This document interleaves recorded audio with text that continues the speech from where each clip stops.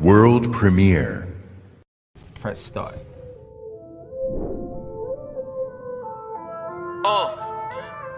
Hip hop gamer.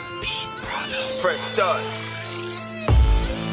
Yeah, you know what time it is. Yeah, you know what time it is. Brooklyn.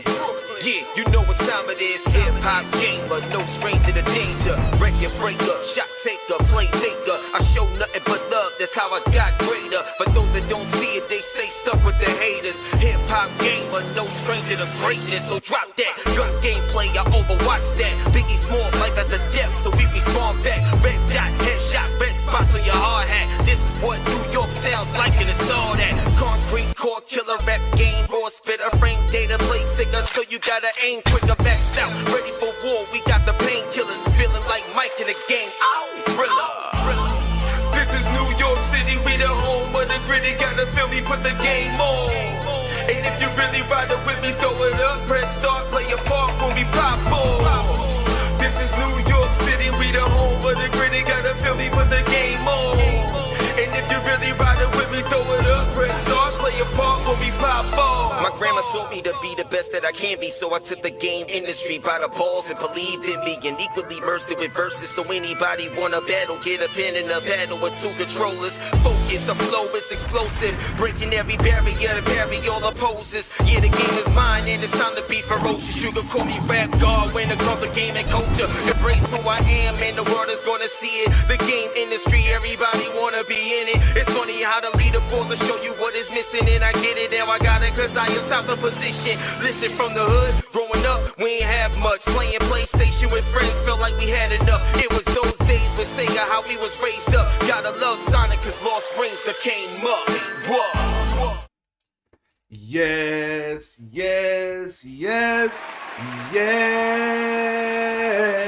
Welcome to the Dragons Den podcast, man. Oh my Lord, we got a special one for you today, man.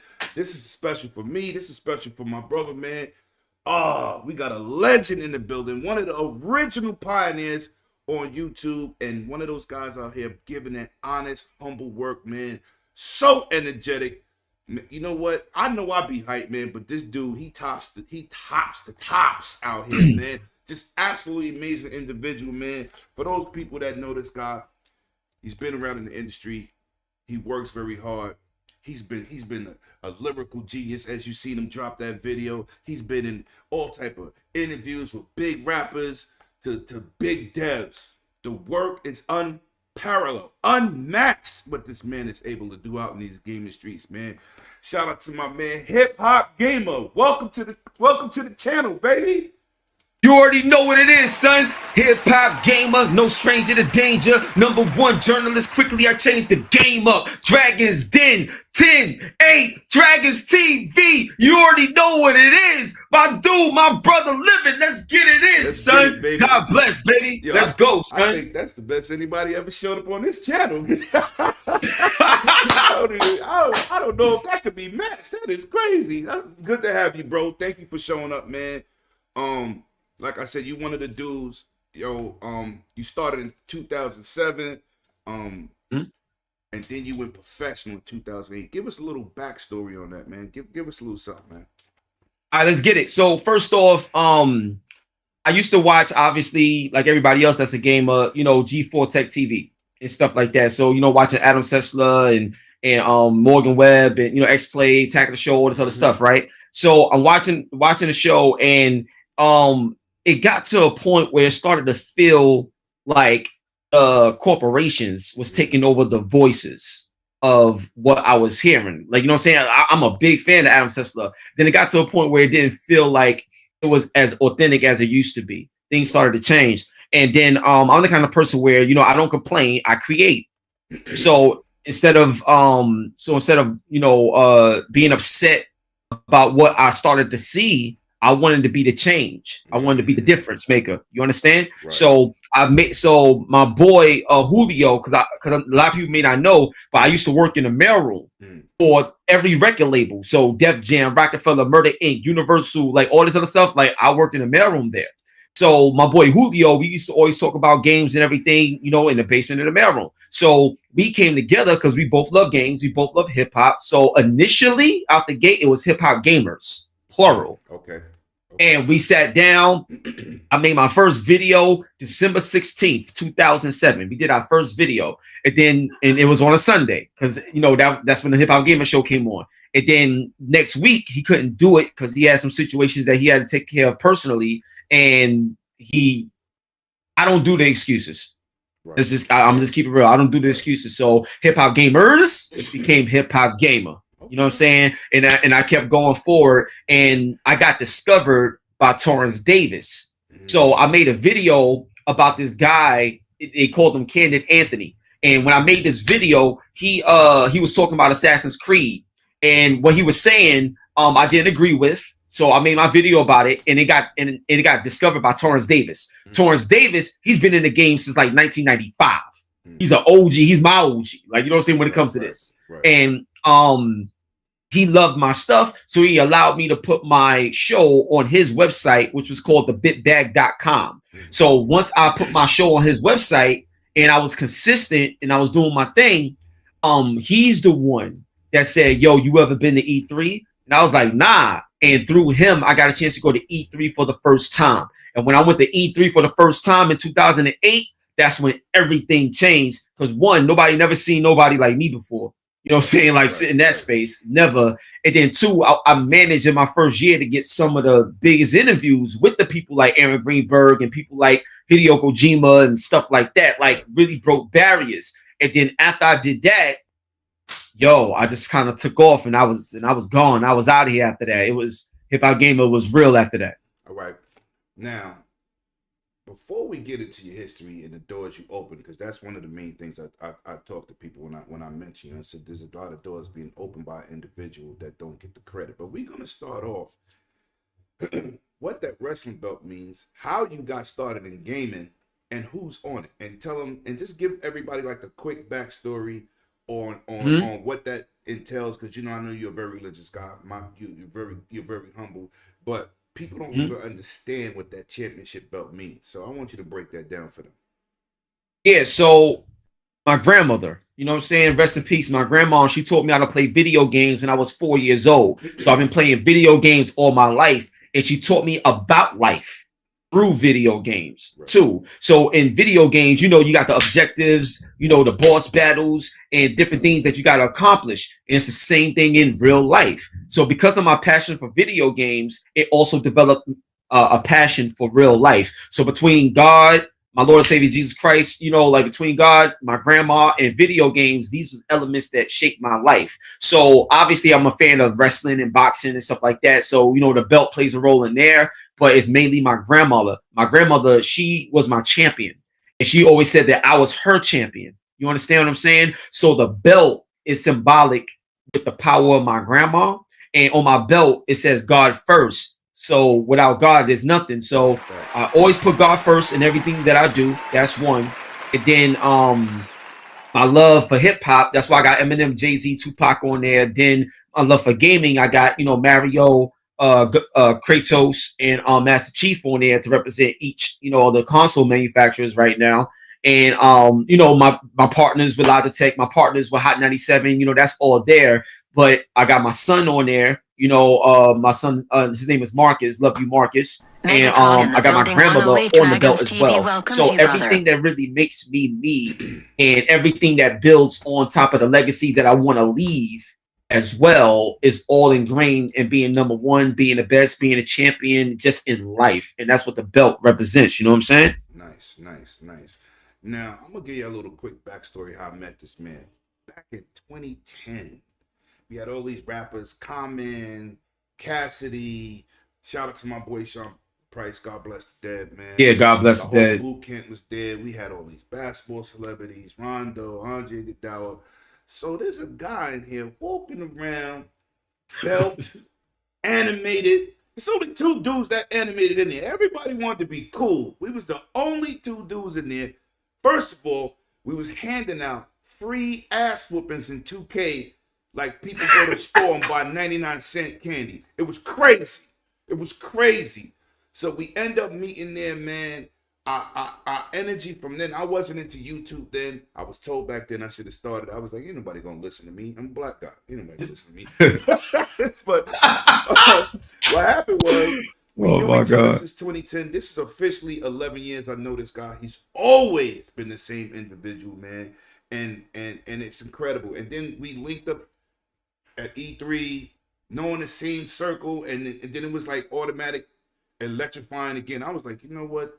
You know, I need to push a little bit harder into YouTube space, because like you, I was tired of going to YouTube and everybody turning gamers against each other. And one thing me and you both do, we game on everything. Yeah, Everybody has a everything. preferred platform. I don't care. But we game on everything. And I was so tired of the banter and the disrespect and the bad news and the bad information and the negativity. I said, you know what? I'm tired of this. I need to be out here promoting the good side of gaming. You know, you talk the real stuff. Like, we're going to get into a subject with some shady stuff just happened, but we're going to talk about it. But it's not bashing. Having a conversation and having difference of opinions is something else. But this is how I met this guy from 2010. He's never, ever changed who he was. Very humble. Walk up, talk to you. Walk in the game, start the man to talk to you. Walk up on the street, because he's out here in these streets with the regular gamer. He don't act stuck up. He's never been that type of dude. So I really have to appreciate you, and I appreciate your friendship, man. Because, you know, sometimes in this YouTube space, people do things just for clout. And when something's genuine, you definitely got to speak on it, man. So you're definitely a genuine gentleman, man, and I appreciate you. Now, Thank you, man. I want to ask you something. You just recently had a big interview with a guy from Epic. What's his name? Well, you talking about Pete Bush? Yeah, Pete Bush. So yeah, he's one of the main people at Faceware Tech, but Faceware Tech and MetaHumans, their technology does coincide and work together to make it better tools for developers to use. So yeah, but go ahead though. Go ahead. So what I was getting into, I've watched you do big interviews with Ubisoft, Assassin's Creed. I've watched you do Days Gone developers. I've seen you all over the place with every single body giving good news. Now, for that, I say you open a lot of doors as being a black YouTuber in a space where, you know, I saw your channel and I told you I was going to ask you that is dominated by, you know, the white journalists, you know what I'm saying? And for yourself opening those doors, I think you need to be appreciated more. Give us your history on how you open those doors. Like, how did you even get to the point to give people those opportunities? Because, you know, the devs don't, at first, they never used to talk to nobody. But you seem to get these exclusives, and you're all over the place. And you drop fire information that's just unrivaled. So talk to me. How are you getting that? Because you're definitely one of the originators of that type of situation, as coming from where you're coming from. Got you. So the first thing is just to provide some more context. So before I even had a partnership with Logitech, before I even had a partnership with Hot 97, like I was already doing major things even outside of gaming in the movie world, in the movie space, just, you know, on the strength of me, you know, like hip hop gamer and stuff. Right. But let's you know, get to your question in particular. So in 2008, right, when I came to E3, you know, I was met with a lot of negativity. And that right there was a cultural shock for me, because in my mind, I'm thinking that everybody was just like me when it came to games, because we play games to have fun. We love them. This is what we grew up on. Right. So I'm thinking I'm going to be met with the same love when I get here, because everybody be trying to get to E3. Now, keep in mind, this is the 2008. All right. So I get there. It's early. Yeah, early. So I get there and I'm like, wow, like the industry isn't what I thought it was. So there was a few people, just a few people, you know, aside from Torrance, you know, being the person that got me in the door, but people like Michael Pachter, Patrick Perkins, Justin Barrelbaum, my man Scott Fry, you know, there was a handful of people that came up to me personally, and it was like, yo, like, you're a breath of fresh air, bro. Like, but they ain't say bro, but I'm just saying, like, they came up, right. They was down to earth, like, yo, listen, we need somebody like you. Yeah, they was like, yo, you a breath of fresh air. So the first thing that I learned about the business side of the industry, because my mom wasn't on the business side, I was just happy to be here. Like, you know what I mean? Right. But I learned a lot about the business side because I'm in media. So because this is my first time in media, I'm around different media individuals. So you hear things, you see things, you start to pick up on things. And one incident, I'm gonna just share this with you. One incident, my man Scott Fry, he came up to me. He was like, yo, you are a breath of fresh air. And the industry is missing people like you. You know what I'm saying? So I want to do whatever I can to help. Now, keep in mind, Scott Fry at the time is one of the head people at Ubisoft. Mm-hmm. So simply because I didn't allow fear to dictate who I would be when I get into this space is what allowed me to break the barrier. The very thing that people was afraid of doing for themselves because they felt they needed to fit in to get a job or they needed to fit in to exist in this world professionally. Right. I came as me. Like I grew up like, oh, this is all I did. Like, you know, growing up, hip hop, games, basketball, girls. Like you know what I'm saying? Like this is what we did growing up. So I just gave the industry me. And there was some people that was thankful for it because what I learned is that a lot of people, it got real jaded in the industry. People was tired of the same old thing, the same old questions. Developers, personally, that came up to me, they was like, yo, like, real talk, thank you. Because I'm tired of this BS. Like it's crazy. So I'm gonna give you another example. I want to give a shout out to my man Glenn Schofield. Glenn Schofield, he was with Sledgehammer Games doing all the Call of Duty games. Mm-hmm. And out of all the interviews that he got, he enjoyed them, but he requested me. He was like, yo, I'm not leaving here till Hip Hop Gamer interviews me. Like, period. Like, because he knew that energy was needed for not just the success of a Call of Duty game. I'm not saying that, but he needed to make sure he reached certain people that will relate to me instead of the traditional, you know, white journalists that you see from IGN or GameSpot or Kotaku or what, you know, whatever. So these are the ways that I broke down the barriers. I was myself, but I knew my stuff. So whenever I did interviews, whenever I did everything, people could say what they want, but they can't say I wasn't accurate. They can't say I didn't know my stuff. And that's when people started to see what my work instead of just the thug image. You know what I'm saying? That's labeled as this. You understand?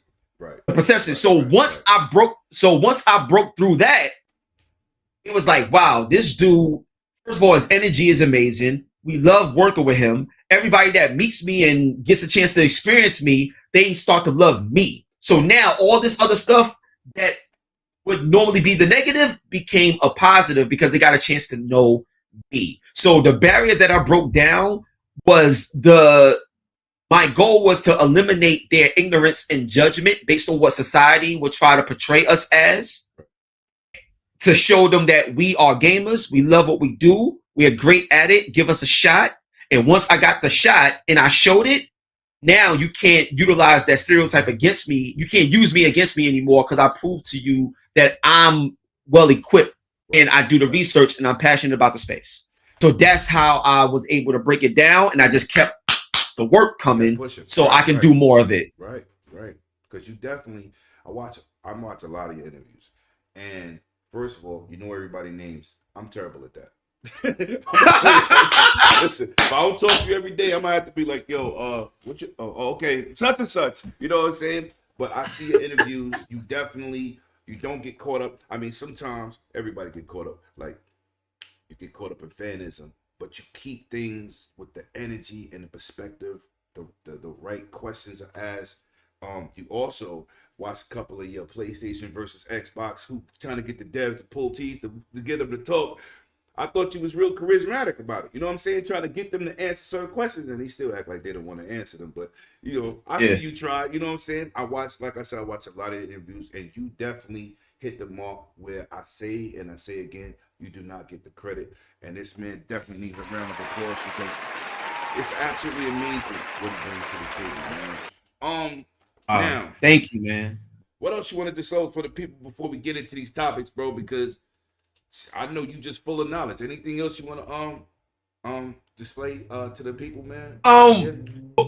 Well, coming off of what we just talked about, the only other thing that I would say is,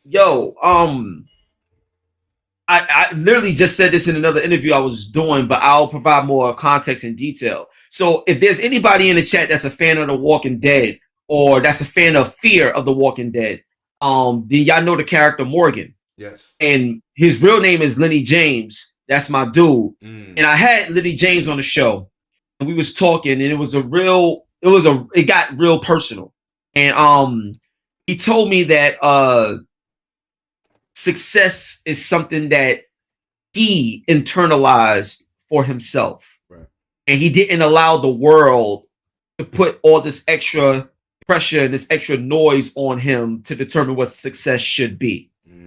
And that right there taught me a lot, because it taught me the importance of protecting your passion and protecting what you feel and what you deem as being successful. Right. So the thing is, what I learned is I've been successful for a very long time just because I was blessed. God allowed me to have such an amazing grandma. Facts. That was success for me then. So a lot of things that we don't appreciate because we so blinded by, you gotta have this house, you gotta have this car, you gotta have this to be right.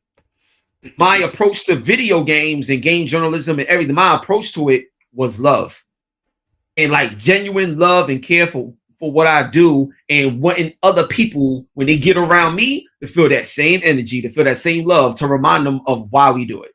Facts. And that right there is the message that I want to leave with y'all. Because when Lenny James said that in terms of internalizing what success is to him, I just want more people to internalize what success is for y'all, so y'all can be in a position to protect the passion that you love. Shit, that basically goes back to my story, how I met you in 2010. We was the only two in there, right? Who got next? All right, I'll be right with you. And we was smoking everything on the floor. It was crazy, son. That was crazy, man. And I'm mad that they don't have those parties in New York no more, man. I am so mad, because I wouldn't fly out to just go to a 2K party. I mean, but it was so, that was like the third one here? That last one, 2010? Probably. Then they moved it to LA, and I was like, I ain't going out there. for no one party. I ain't doing that. But I had a blast, man, and your energy has always been on 1,000. I got to shout out to my man, Still Rain, too. He got a lot of energy, man. 28-year-old young guy coming up down with me on GOG podcast. He has a lot of damn energy too, man, and it's positive. You know what I'm saying? And they need more successful, positive YouTubers, because this is a hobby that we do love. And even when I play a game, I played Call of Duty the other day. I jump in the room. Yeah, I don't know who gonna be on my team or not, but whoever's on the other team, I'm tearing your head off. This dude's like, yo, we're not here for that. I'm like, why are you so angry? This is a game. What? Yeah, like, just playing the game. Like, yo, what's wrong with you? I'm like, sometimes people gotta fall back, but that's what I'm saying. People get so caught up, and because I don't even really think a lot of these times, like, I don't even think that's really who they are. I think they try to portray what people think they should be, so they try to have this extra stance, like this. Yeah, you know what I'm saying? Because I'm pretty sure when your boys come over, or if your homegirls come over, y'all just chilling in the room by yourselves, your energy ain't like that. So it's like, we acting crazy. Like, I'm doing TikTok. Dude's like, you too old for TikTok. I'm like, TikTok doesn't have an age. Why are you upset? Too old for TikTok. You know what's so funny? Just because you said that, people will say it's too old for TikTok, right? But then the dude, Dogface, drinking ocean spray, got major deals, got major money now, simply because he was on a skateboard doing that. And now everybody tried to implement and recreate what he did, of all ages. And I'm sorry, go ahead. Now, I was just saying that, learn to not listen to everybody. For real, do your thing. That's it. Do your thing. I know I'm silly all the time. Real life, off camera, on camera, don't even matter. I just love to do what we do. All right, so we're gonna hop into these topics, man, and I'm gonna talk about this topic, man, and I want to get your honest opinion, man. All right, let's get it. Yo, listen, the Sony deal, man, getting caught doing a foolery on paper. What crossed your mind when they hit that? Because you know the Apple and Epic deal is crazy, and now Dirty Yeah, Laundry's coming out. Now I know you're a yeah, big PlayStation guy. I love my PlayStation, but come yeah. on, what did you honestly think about those deals and what they was trying to separate the community and saying it wasn't for the gamers? Talk to me. Yeah, What did you get out yeah, of that? with the crossplay, right? Yes.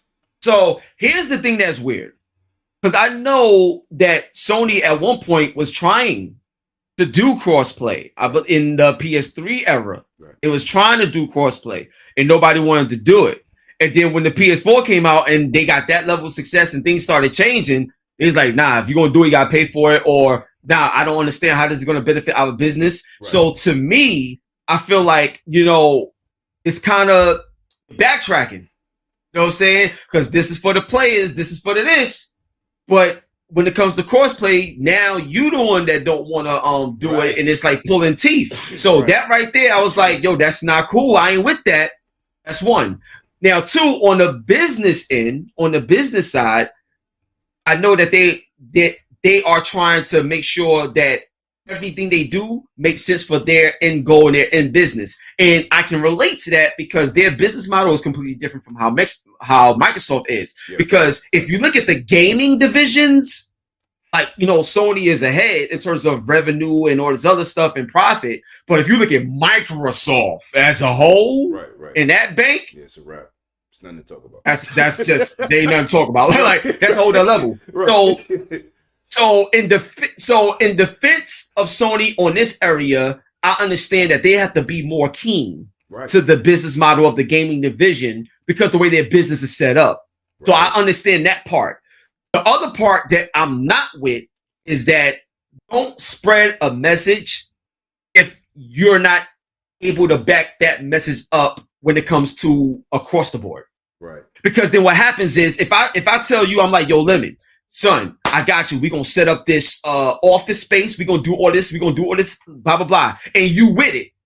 And then the moment we actually go to do it, now I got some other stuff going on. I ain't let you know about. Things ain't right. So my thing is, it's not that I have a fault with what they're doing. Just be upfront about it out the gate. So whether you like it or not, at least you know what you're getting into. So then people can't use you against you, because right now it looks suspect. You understand? Right. So that's the way I came at it. But hopefully, but the bottom line is they do have crossplay, and at the end of the day, that's what matters. They figured out a way to do it, whether it's paid or not. They have it, and And well, the users, we get a chance to use. Yeah, we as a user, I get a chance to use it. So at the end of the day, that's the good part. And I'm gonna tell you what's crazy. Epic forced the deal because remember they turned on the switch and said, "Oh, our bad," and they turned it back on. Yeah. They showed you how easy it was to do it. But I was talking about this yesterday. I said, "Listen, man, with that crossplay, I got more PlayStation friends now because I usually play all single player on my PlayStation, all first parties, game done. Oh, okay. Nothing to talk about, right? Multiplayer, I play on my Xbox platform. So now I have more friends on my PlayStation list just because I'm playing Fortnite, Call of Duty, and PUBG. Got you. On my Xbox. Got so my you. list has grown at least by 400 people since the PS5 has been out. And with Wow. crossplay being on, because it's just, that's awesome. It doesn't separate the community. Now you got people who don't gotta say, well, I got a PlayStation. This is my boy next door. He got an Xbox. We don't have to buy a console to play with each other. That's a lot of bread. Yes. That's just And that's no, I'm with that 100%. Right. I'm with that. Right. I know now, and the perspective that you hit on, which is a key, Sony needs PlayStation to be successful because that's a money cow. That's a cash cow for them. They're bleeding money from many other places. As in, I told somebody also yesterday, Xbox is making money, but that's the lowest revenue cog in the Microsoft engine. Yeah. They don't because remember, if they don't have an Xbox, it don't make a dent to their money. Like, you know what I'm saying? It doesn't do it. It's generating money. We know this. But I'm saying, like, Sony kind of depends on PlayStation. That's their biggest moneymaker.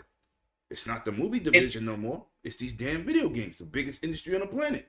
And they have to keep certain business models. They can't be playing with their money like Microsoft. And that was a key point that you brought up. I thought that was amazing because I think the same. Yeah. So yeah, because the thing is, people got to think about how your lifeline operates. So even though Sony did that, I don't fault them because I understand the position that they're in. The only thing I didn't like is whatever you do is on you. Just say that.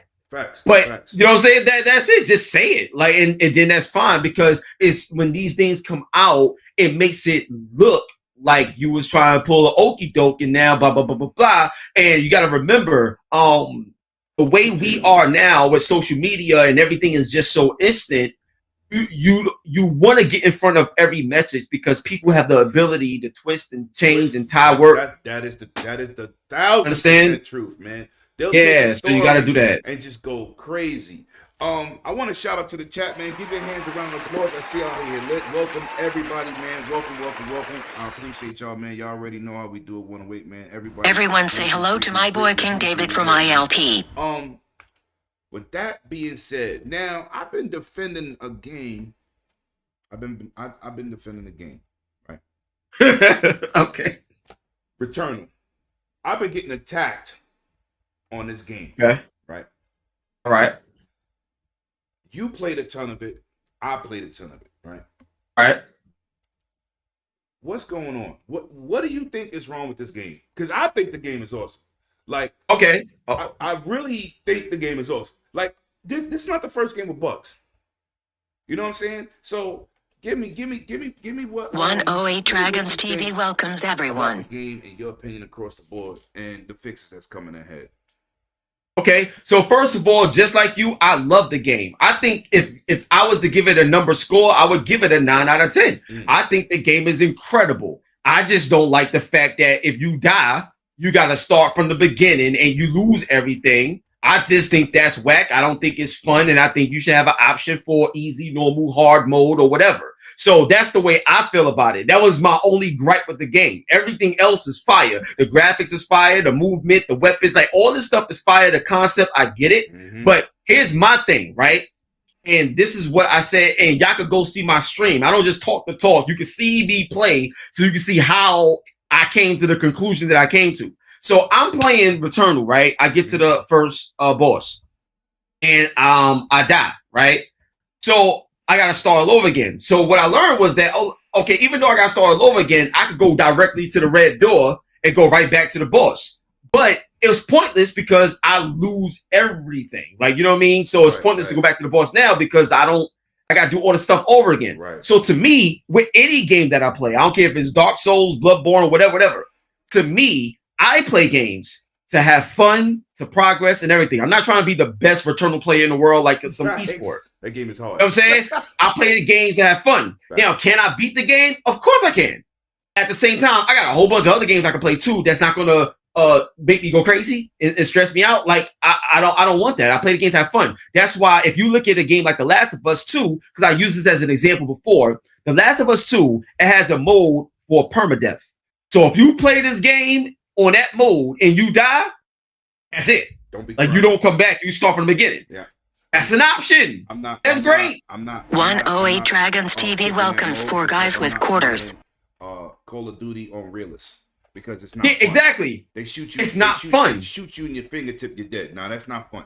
It's not fun. Yes. So my thing is, people always talk about get good, or the game is supposed to punish you. Well, if you the type of masochist that loves punishment and stuff like that, then you go and enjoy that. Right. I don't have to do that. And the point I'm trying to make is with Returnal is because of their lack. And I'm gonna say this one thing. I'm gonna let you go, bro. So the fact that Returnal alienates a whole nother audience because of that difficulty barrier, and that right there alone, like my man Cali Muscle, right? He's a big brawler dude, my man Cali Muscle, right? And he has a gaming channel too.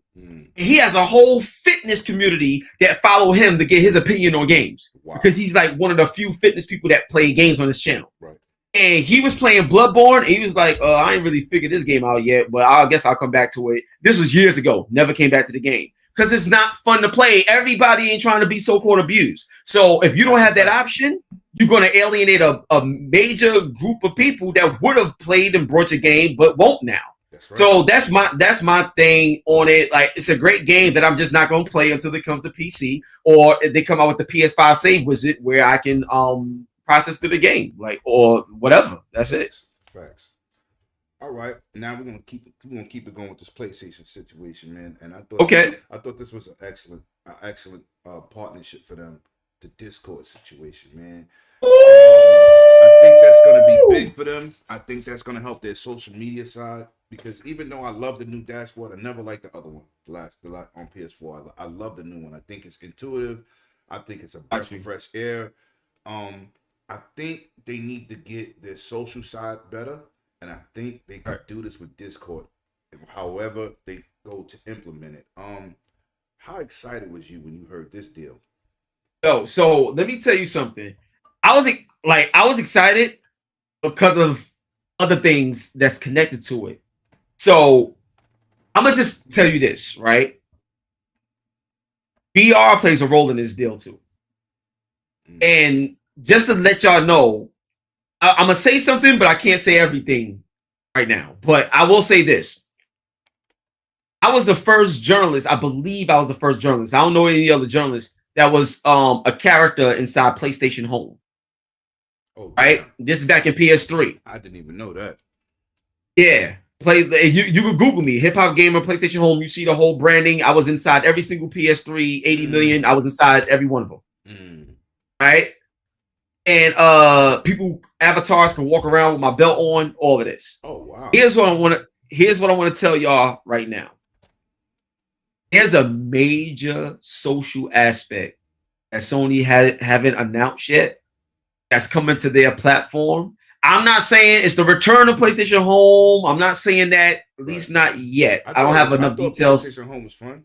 It was cool to do. No, it's amazing. Yeah. It's amazing. But I'm talking about right now, I can't say what it is as of yet. What I can say is there's things going on.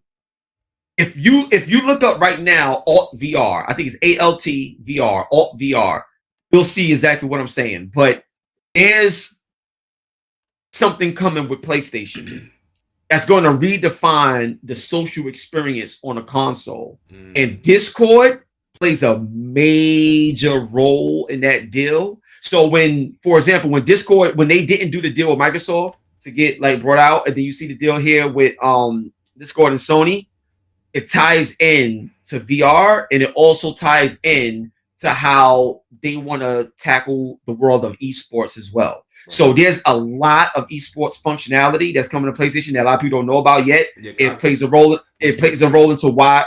Yep. It plays a role into why they got the invest. Exactly. Right. So there's a lot of stuff coming that's going to change the landscape on how we look at social on a console. And then the second thing I would tell you is, if you I'm not sure if you remember, but when PlayStation, they had within PlayStation Home, they had social spaces for individual people to go to, your own house, your own this, your own that, your own experience, all of that.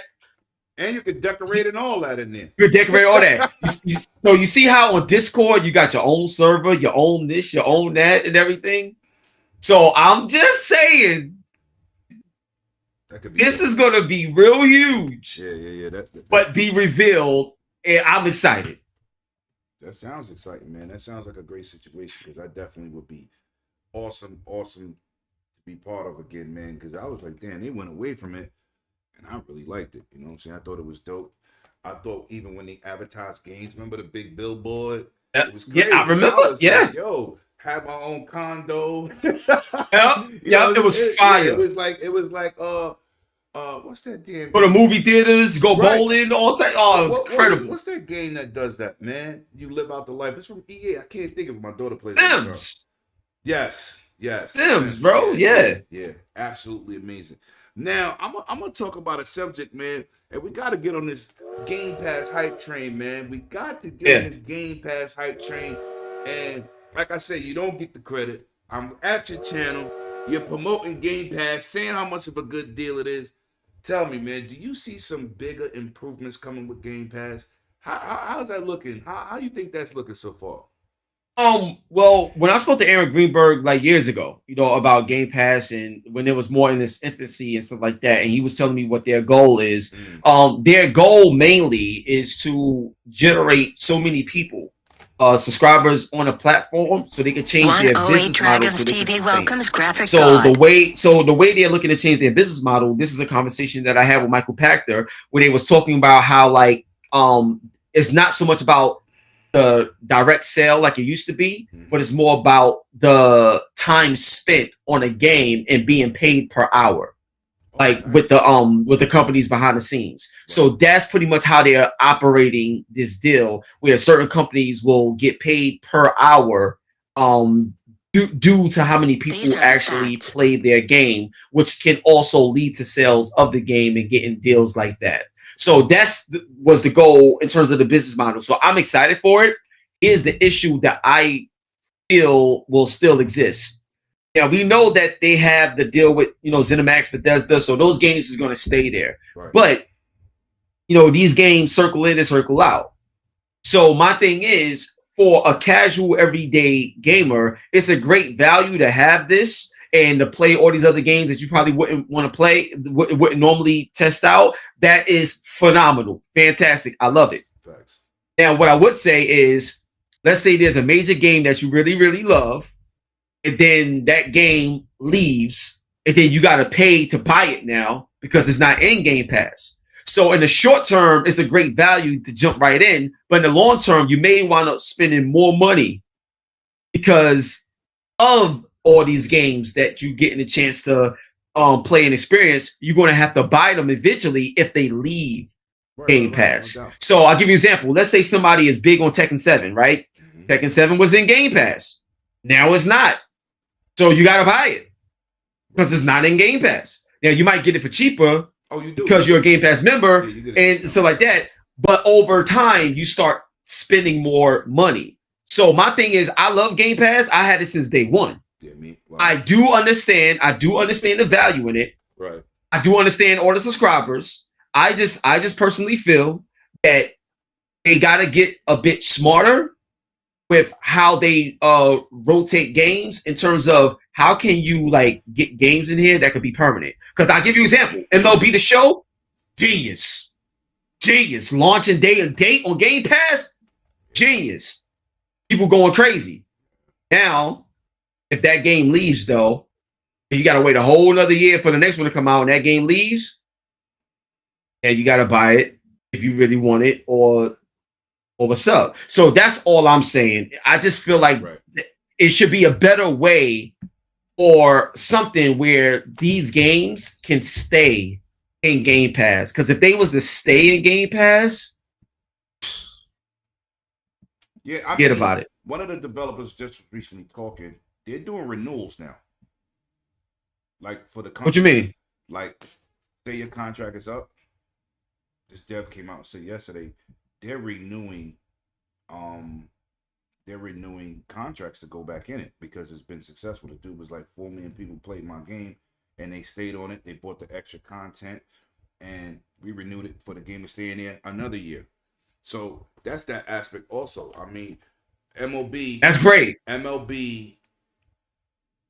It was a PlayStation title. I bought it every year. It came on Game Pass, so I didn't buy it. But that brought an audience that they didn't have on Xbox. So it's like a super demo, but it's the whole goddamn game. So if you get 3 months out of it, you really can't complain. You know what I'm saying? For people like that type of game, same thing. Other games have stayed in there real long, but I think to even put eyes on the game is still beneficial to the developer because those are eyes that wouldn't have tested out the game. That's the only thing I see positive. You know what I'm saying? Not the only thing, but one of the main. I'm about to say there's other things that's positive. Xbox Game Pass is fire, and the thing is, I have Xbox Game Pass Ultimate, so I got that joint on PC. Period. So I'm with it all. Like I got everything, bro. Facts. And I think it's a great value. And if you're a parent, really, it's a great value. You pay that $10 a month, and you tell your kids, you play what's in there. No, I feel you, but here's the deal. And this is from a competitive standpoint, I always like to point this out, right? So right now, you know what I'm saying? Out of everything that's in Game Pass and everything that we know that's coming out, at least for this year, right? Like, I can only speak for me, Right? but based on the energy that I'm seeing just from the community, when they dropped that Ratchet and Clank Rift Apart trailer on State of Play, in the way that joint look, in the way what that game is doing, I'm all in. that there's no game out coming next month or whatever that's on that. That is that's gonna be a biggie. Kills everything. Like, look, I'm the biggest God of War fan in the world. Like, Ghost of Tsushima, I love all this stuff. Actually, what they doing with that looks next level. So my thing is, when you think about it, it's like, I love Game Pass. I love all these hundreds of games that I could try out, stuff like that. But if somebody said, okay, Game Pass or Ratchet and Clank, I'm going with Ratchet, $70, $80. I don't care. After seeing that, I'm with it. And the reason why this matters is because if you look at the top companies that's in profit when it comes to gaming, not just revenue, I'm talking about in profit from a gaming division, the top three is Tencent, Apple, and Sony. And then in the 6 and 7 spot is Nintendo, and then Microsoft. So what does that say? What it says is that people always going to spend money on what they feel is the highest quality and the biggest bang for their buck. And as long as Sony keep dropping those haymakers with their exclusives, like how you said earlier, when it comes to the single player, whatever, you on that PlayStation Easy, like and stuff like that. That right there, on top of PlayStation Now and even the PlayStation Plus, because any game that goes inside the PlayStation Plus thing, I forgot the PlayStation Access thing that they have, that stays permanent. Those 20 games that's there, even though it's just 20 games, those are all major AAA bangers, and it stays there. Anything that goes in there stays there permanently. Like, that's what I'm saying, bro. First party too, you know what I'm saying? Because that's what sold me on Ultimate. Because now I don't have to buy no first party games, and I got all the DLC. Because originally, I didn't care for Game Pass, right? And what? Hold on, I ain't know that. No, because this is why we hardcore. We go out there and get the game anyway. So I'm like, they don't even got nothing in there. It's like when Netflix started, they had a whole bunch of C movies, not even B's. They had a bunch of C movies. I'm like, I buy 4K and Blu-ray movies. I'm not renting that. Now I can't get off Netflix. So when we went to the second E3 in 2019 for me, and they announced Ultimate, I had Game Pass hookup from the first one, some codes, it extended, I got it. But once they announced first party games don't never leave. All you get the top packages. Like if they got an Ultimate Edition of Gears, Ultimate gets in the Halo. I said, whoa, wait a minute. It's like if they did it with God of War. That's why I buy a PlayStation. You know what I'm saying? God of War, Ratchet and Clank, they first party stuff. I was like, what? All Microsoft first party stuff? Oh no, I'm in. That saves me money. I could spend a little bit more money on my PlayStation, my Switch. You know what I'm saying? Because Christmas time, what I always tell people, it's hard to be me. They got 10 releases. I want 9 of them. That's a lot of money. I know. It's a lot of money. I know. Game Pass and cut that in half for me. You know what I'm saying? I ain't gotta buy Halo. You know what I'm saying? If they got a collector's edition, I'm gonna buy it and return the game. But I'm just saying, like, that's how I looked at it. First party, I'm in. Sony do the same thing. First party, I'm in. You know what I'm saying? Nintendo got their little free games, the classic games. I got you. But we only spent $20 for that. It's not a real bill. You know what I'm saying? Chinese food is $20. You know what I'm saying? Right. Facts. So, you know what I'm saying? Bodega, corner store. Let's get it. So when I saw Microsoft say, and 100 was like, no, Game Pass the shit. I said, man, I buy everything day one. Most of the time I'm buying all these statues, collector's editions, all this stuff in my house. I don't spend $65 anyway. You know what I'm saying? When they said first party, I said, oh, hell no. The same way when PlayStation announced that they was putting those games for PlayStation 5, I had all those games. I took them right back to the store. When I get my PS5, they're going to go on my external. You know what I'm saying? And I'll play it from there. I don't care. I'm playing whatever I want, but I just was so happy to hear when PlayStation did it and with Game Pass. I'm like, I'm good. You know what I'm saying? So I hope they sell a couple of collector's editions without the game so I ain't got to even go through that process of taking the game back. But yeah, I Facts. thought that was awesome. Yeah, I love like I said, man, I love Game Pass, man, and I just want them to continue. I just want them to continue to build on it, man. Nobody starts out a business model and keep it exactly from day one. It has to grow, it has to evolve, and it has to go on that. Yeah. Over 20 million subscribers. That's incredible, man. So like, shout out to Microsoft on that milestone. I just can't wait to see more. I believe after E3, it's probably gonna move up to about 28 mil E3. So I can see them doing a lot with that. I just want to make sure that as Game Pass get bigger, and I said this before, I don't want it to get to a point to where they kind of like fall back a little bit on so much game development because they put in so much attention on Game Pass. So where let's just put a whole bunch of games in Game Pass, but then that's taken away from their own first party development stuff. And the reason why I say that is because already right now, when you look at Fable and Perfect Dark and all the games that's supposed to be coming, stuff like that, and Halo Infinite, all this stuff's supposed to be coming. Mm-hmm. If you notice, I'm not sure if you peeped this, but if you look at year one, right? The systems came out 2020. We are literally a few months away from it being a year that these systems been out, and already on like the Sony side of things, right? Mm-hmm. Astrobot was amazing. Day one game, a dedication to the PlayStation system. Sackboy Adventure is dope. Returnal, Ratchet and Clank is about to drop.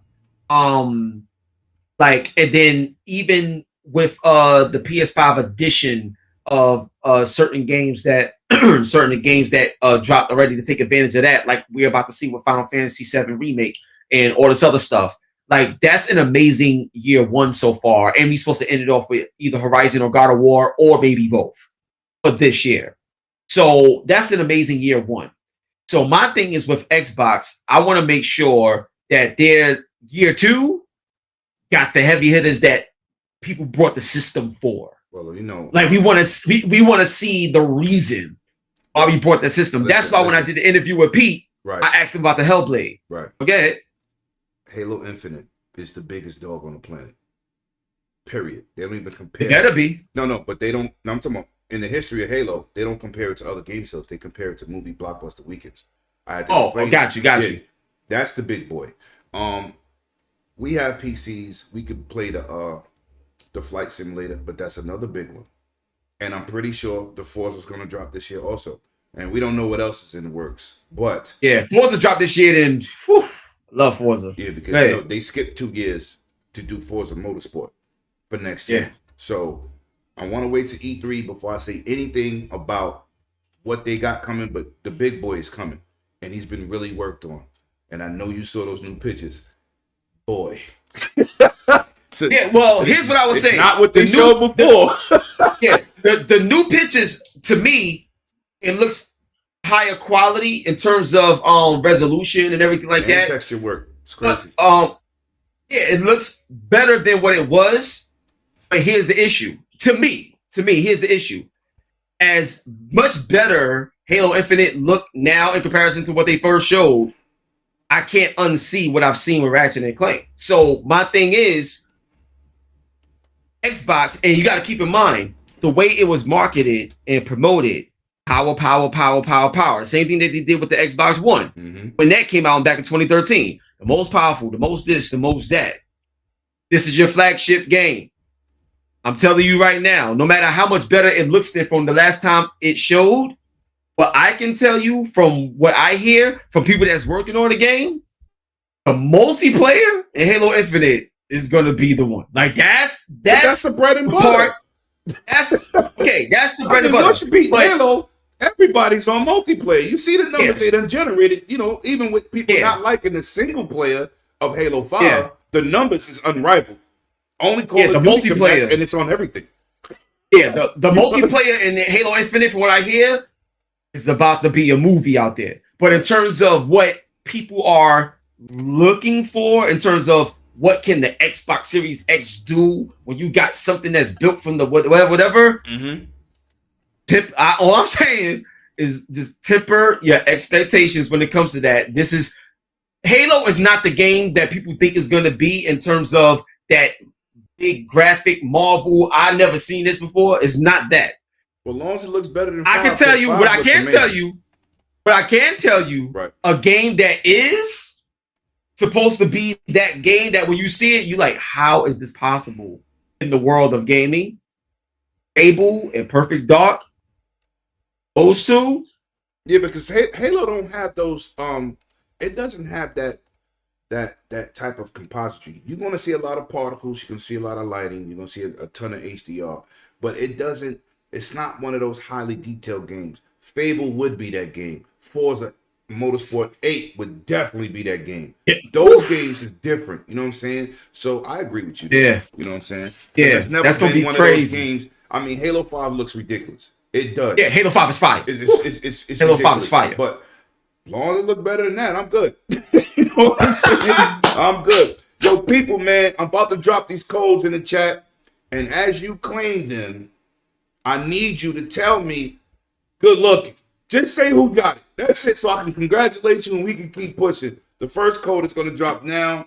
It's a PlayStation code. The next one's going to be a Switch, and we're going to finish off with that Microsoft. So whoever gets the code, just let me know in the chat. Because people have not been telling me they've been getting these codes. And when I go to check them, they're used. So just say, yo, good looking 108. You know what I'm saying? This channel is sponsored by me. You know what I'm saying? So say this channel is sponsored by me. Right. Like just say, yo, I got it. That's it. You ain't even gotta say thank you. Just say, yo, I claimed it. I claimed it. That's it. You know what I'm saying? With that being said, man, funny. Yo, you got yo hip hop, man. I keep telling you, I ain't got no sponsors. I go to GameStop, I buy these codes, and that's what I do. And sick, I fixed the volume. I should be way higher now. I didn't want to be too high over the guests. You sound great, bro. You sound great to me. No, because we listened to something else, but them hearing it through OBS is something else. I wanted to make sure that I'm too low. And they said, yeah. Okay. All right. What do you think about Battlefield 6 going back to modern weapons? And what do you think about Call of Duty going back to World War II? Or supposedly. Yo, I'm telling you, man. If Call of Duty do another World War, bro, I'm like, look, man. And what's so crazy is Call of Duty World War II that came out a couple of years ago, that's fire. Like, that game is dope. Let it live. Like, I want to see you. Yo, I'm glad you brought this up, bro. You know what I would love to see? I would love to see a Call of Duty, like, in New York, Times Square, like real street stuff. But what's going on now in the world. Right. I want to see what they could do with now. Like, one of the things that I love about like The Division or something like that. Like, yo, they more on like the now, even though it's like apocalyptic type of stuff. Like, right, but you the still COVID see and everything. Areas you still see we're used to. Facts. Yeah, and with Battlefield going modern, thank you. You want to know why? Because Battlefield has always been that type of game that took it to the next level, but could never get over the hump against a Call of Duty. Because Call of Duty, you know what's so funny? Call of Duty is like that quick, easy, twitchy shooter where it's simple to play, hard to master, but it's addictive and easy to get into. Very addictive. So they sell the most. Battlefield is a bit more technical. No, Battlefield It's more technical, it has more realism. It's a harder game to win at. Bullet drop. You can't take a pistol and shoot somebody 30 yards away in the head. Yes. Yes. Exactly. It's a simulator. And I keep telling people, Battlefield is not Call of Duty. Call of Duty is an arcade shooter, and Battlefield is a simulator. I still can't fly the helicopters in Battlefield 4. It's hard as hell. Battlefield different, son. Yeah, so to me, Battlefield 6, one thing that I'm excited about is the way they're going to utilize next gen power to be able to properly show what a full scale battle looks like in real time in gameplay. Like I'm very excited to see what that balance is going to look like. The graphics and all this other stuff is going to be out of this world. Yeah, and from what I hear, the destruction. Always. And any of them. in any of them. Bro, I'm scared. I'm scared, son. I'm scared, son. Back. Because I know it's gonna be ridiculous. So I'm excited about Battlefield, but I'm thankful that they're going in modern age. Because and you know what? I think it's great that if Call of Duty is old and Battlefield is new, hey, that's the yin and the yang right there. That's fine. At least we have something that's new. That's I'm just thankful for that. I'm not gonna lie to you. I'm stoked for Battlefield 6. Me too, bro. I'm not buying. The only way I play Call of Duty if it drop on Game Pass. I'm not playing no more World War II games with the old ass reticles that look like they was drawn on with pencils. I'm done.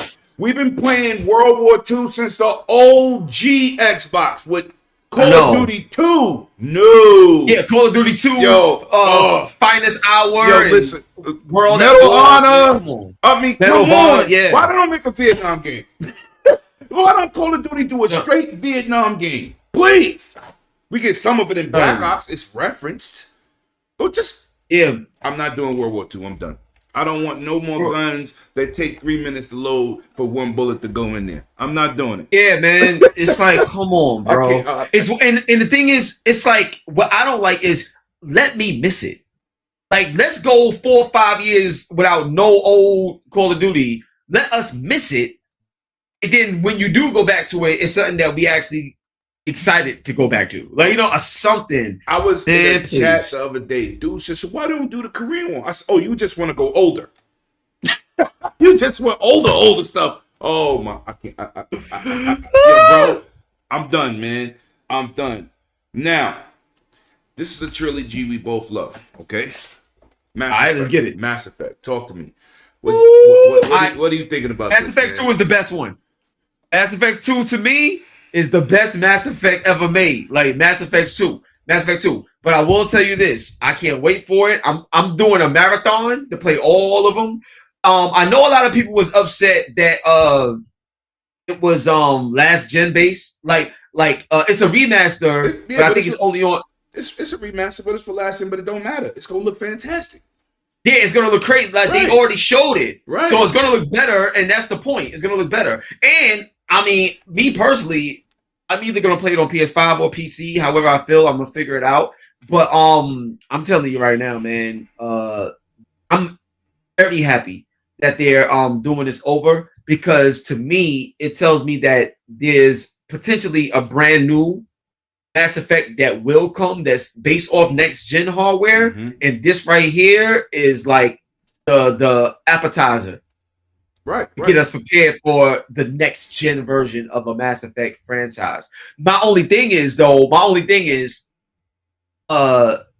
you think that a next gen Mass Effect will introduce like a major brand new character that can take that lead from Shepard? Well, you know, I'm just curious about that, bro. Where they went with the last one, right? You can't beat Shepard. I don't care what you do. He's like Master Chief. He's like Kratos. If Kratos get killed in God of War, I don't want to play with him. Right. I don't want to play with his son. Listen, Loki, wherever the hell he is. Listen, I'm kind of done. Mass Effect Andromeda was a decent game. Not my favorite. Decent. I got you there. Decent. Technically, the series was over. Like, remember what they did with God of War? After 3, he was done. Then they did Ascension, and we was all like, you know what I'm saying? Like, what did they just do? Ascension was the worst one out of all the, and it's not like it was a bad. And the thing just don't compare to the rest of them. Don't compare to the rest of them. It's not a bad game. Right. It just don't compare to the rest of them. You know what it's like? It's like if you listen to like certain artists' albums, right? And it's like this album is good. It's just don't compare to this or that. Like Doggy Style. That's a classic. Classic. You really can't beat a classic. The only dude that ever seen beat a classic album he did was Big. Like Life After Death. Life After Death was ridiculous. He was like ridiculous. Wow, he just punished his own record. Come on, man. Armed and dangerous. Ain't too many can bang with us. Straight up, we don't agent us. Label us notorious. Yo, he even switched up styles on dudes. I know, son. It's just crazy. So I know. I don't really have the faith in Mass Effect after what they tried to do. I know. You just gotta make the game and let me see how I feel when I see it. I don't want to have. I know. I want to just keep my expectations at a low because I was so feel you on hyped. that. I feel you on that. I was like, this game is not bad, but that's a classic series. I beat each one of those games 3 times a piece. Too. Now I ain't beat each one of them 3 times a piece. Each one of them 3 times a piece. All of them, but all 3 of them 3 times a piece. Seriously. You know what? Let me stop you right there because this is a point that I be trying to share with people. I don't like when people try to say that, oh, I played this game, I beat it, so there's nothing else left for me to do. But to me, a great game will always be played. I can play Mike Tyson Punch Out right now. Facts. And have a ball with it. Like I can play Ninja Turtles in Time like it's brand new. That's because a great game will always be played because I love to play it. Like in Mass Effect, you get to make so many different decisions. You don't know how the game gonna come out anyway. You know what I'm saying? Facts. You know the main story. Love to play the game. But I love that. Yeah. But I'm not going to indulge this time around. You know why? I got a back catalog that's insane. Like, I know you got one. Of course. I mean, bro, listen, we all do. Right. See, what I'm trying to do right now, which kind of never works, but I try to take one game and just play that game only and get through it. It never works though, because every time keeps dropping. I gotta get to that. See? Yo, bro. That's why I don't like Christmas time. I look at Christmas and see all these games drop, and I just go, God damn it, man! I got a problem. I need to go to some meeting and confess my sins. Like, this is crazy, and we've been like this all our life. So, yep. Listen, I went back and played old games from Nintendo, like 8-bit that I never beat, and went back and played those. So I went back to play Lion King. Wow. To beat that, bro. Like, listen, I love. Thank you for having me on the show, bro. I just love this. Like, this right here is what is literally like all about. Everything else we can do stuff for fun and battle and this and that. But at the end of the day, this is the essence. Here. That is the essence. What we're doing right here is the essence, bro. I appreciate you so much, man. I appreciate you more. Let me congratulate the winner, man. Yo, Mastermind, I see you out there. Thank you for saying you got it. I'm thanking you. You know what? I'm going to give you some goddamn hand claps. Good looking. That's what we do here. Just say you got it. I'm happy. That makes, I gave something to somebody, man, they could use towards their next purchase of a game or whatever else, some codes, points, whatever, VC, whatever you use it for, man. I'm happy for you. I'm gonna drop the Nintendo one, so get your Switch fingers ready, man. Like I said, we're gonna end up with the Xbox code. And once again, just let me know if you got it, man. Let me know if you got it. Bro, let me see. Frame rate boost. Are you playing at 120 on consoles yet? Well, no. The reason why is because, like, me personally, I prefer 4K over everything. Like, if I get 4K 120, then we lit. But if it's 1080p 120, I can care less. And the only reason why is because I'm such a graphics type of person. Megatron and my TV, the motion is so smooth you, brother. that, like, I just need my stuff to look real. Like, so for me, it's dope that it's there, but like, it's cool. Like it's dope. Like I know what it. See, the thing is, for me, I've been doing it on PC, so it's not new to me.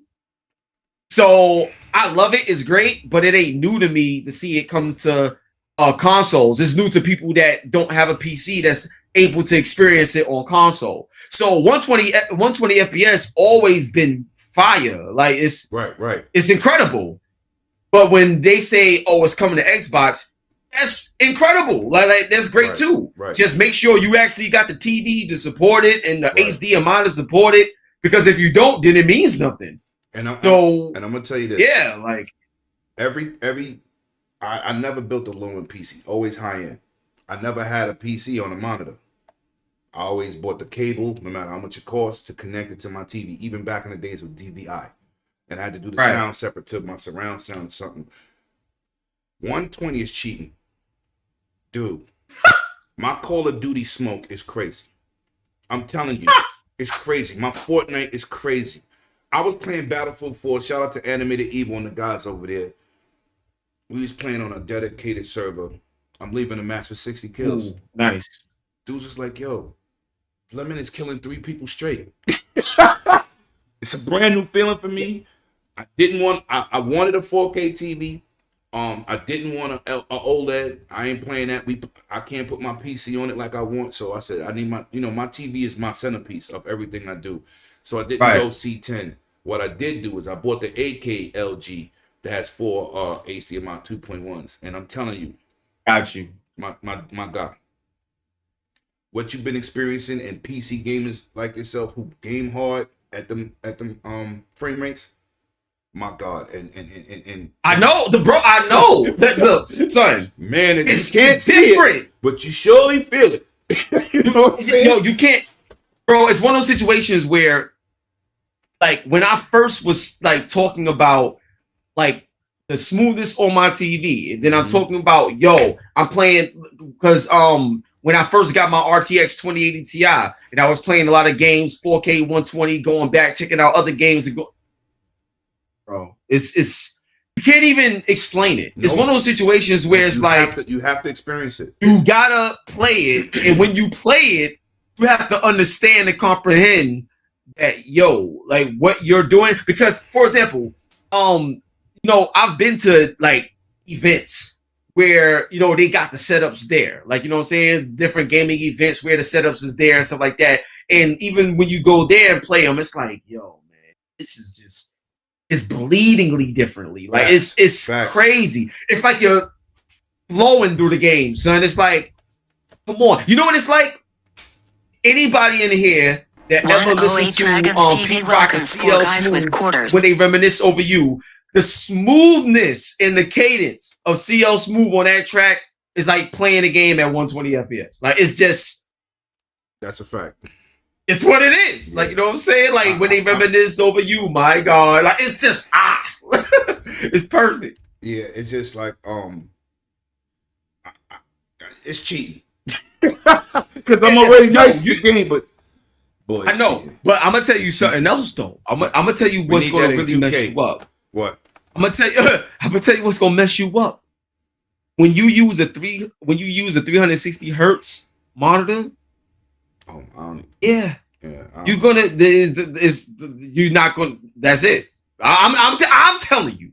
Matter of fact, if you don't believe me, you get a chance. Everybody in the chat, go to I think it's Blurbusters. Blurbusters.com. Go to Blurbusters.com. And I think you could type in 360 hertz in terms of what it will actually look like and represent. No, it's NVIDIA. I think NVIDIA got a monitor that's 360 hertz. Yo, Lemon, I'm telling you. Yo, I'm excited for that. You're gonna be emotional. No, you're gonna be emotional, son. You're gonna look at it. You're gonna play it, and you like after you get a kill. You're going to be like, look, I didn't mean to kill you. It's just that I needed to understand how I feel right now. And you was just a casualty of my feelings. That's a fact. But like, I'm telling you, son. I haven't been called. No, I agree with you 100%. So many times. And like I said, even with Battlefield 4, that older game that did not get no graphical update, they added HDR and they added 120. My God. Titanfall 2. My God. Titanfall, and I'm the Titanfall. Yo, Titanfall 2. That game is fire. So I really love Titanfall 2. I ain't like Titanfall 1 that much, but I think Titanfall 2 is better. But the guys I play with say, I think Titanfall 1 was better. I said, nah, I like 2. I think 2 is a better overall shooter. It's one of the best shooters out there, like in terms of preciseness with your aim. I think it's awesome. Yeah, I think it's fantastic. People, let me know who got that Switch. Who got that Switch code? I'm about to drop that Xbox, but we're going to get into with my man before I let my brother go, man. My man Hip Hop, the legendary gamer. LOGITEK G.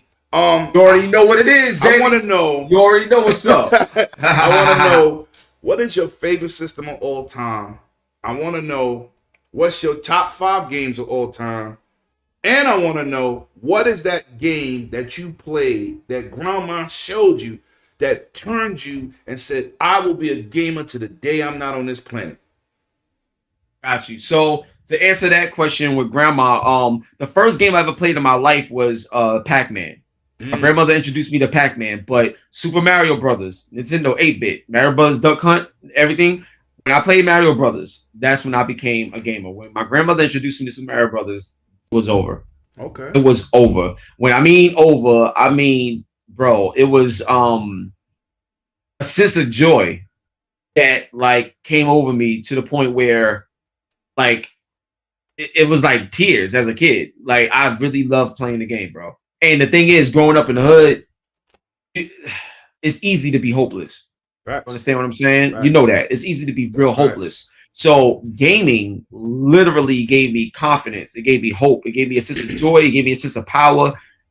Mario Brothers. So love my grandma. Millions of kids enjoyment. It raised a lot of kids.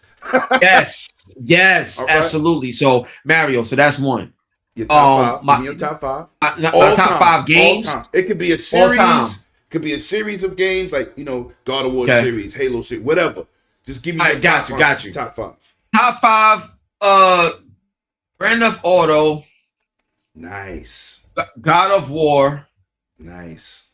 2K. Yeah. Mortal Kombat. Final Fantasy. Gotta go with Final Fantasy. That's a great. Yeah. So. That's a great. That's a great. And I put it in the series. I put it in the series joint. Right. I had to put it in the series joint, but I would go with those. Those are winners. Yeah. I mean, I love them, man. And I think it's fair. You got a sports game, a fighting game, an RPG, an action game. Like I think it's. I think it was fair. It's well rounded. Well rounded. Well rounded. Yeah. Favorite console of all time. All right. So here's what I would say. The best console to me is PS5. Like this system is incredible to me, and the games that I'm seeing that's coming to it, the controller changed my mind about everything. Like this controller. Yeah, you schooled me on those triggers when you was live that day, but I turned it off. Oh, you did? It's hard. I love it. It's kind of hard with certain games, like. It actually giving you be pressing it be fighting you back. I said, nah, I don't think I can do this. I'm not let it vibrate, but it was fight. I forgot what game I was playing. What game was I playing? And it was Call of Duty. Call of Duty does it. It wasn't a shooter. It was something else that came that I got from launch. And I was trying to push the button. Come on, Astro? You talking about the Astro game? Nope. Astro was awesome to me. It was something else. I gotta think. And it was giving me so much feedback. It was like I was fighting to pull a trigger. I said, this goddamn thing is strong. I think, was it Godfall? Yeah, I think it was Godfall. Maybe. It could have been Godfall. Which, okay. I'm glad. So, but in terms of favorite system of all time, man. PS5 so early? I got it. No, I said PS5 is the best system to me. Oh, my favorite. I want your favorite.